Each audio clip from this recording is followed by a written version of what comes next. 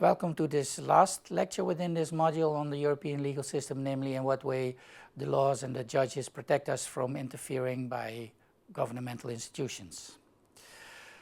As told earlier, there's, let's say, three environments, three basic human rights, namely privacy, private life, and data protection.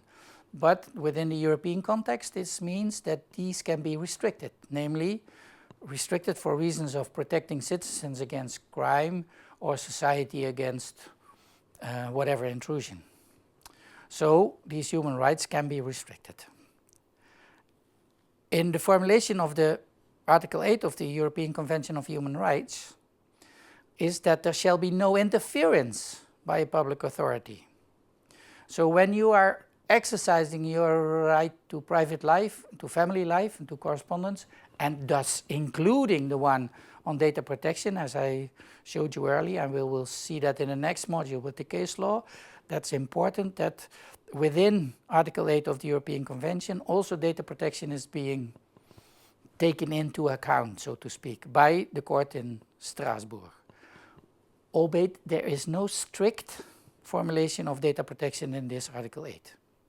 But to be protected from, let's say, unjust interference by public authorities, Article 8 contains a number of prerequisites under what conditions interference is allowed. Namely, when it's in accordance with the law, when it's necessary in a democratic society, and in cases of national security and things like that.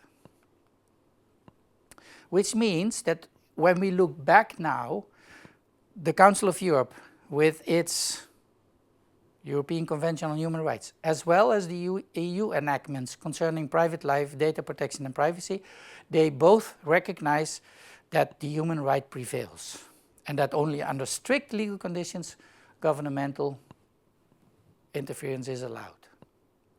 The next module will show at case law level what that has been doing and how that developed over the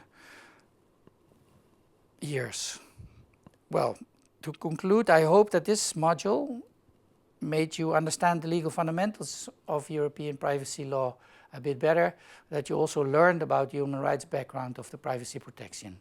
So the next module will deal with the different aspects on cases we had and on the different aspects cases have had on the interpretation of the different human rights. Thank you for watching this module.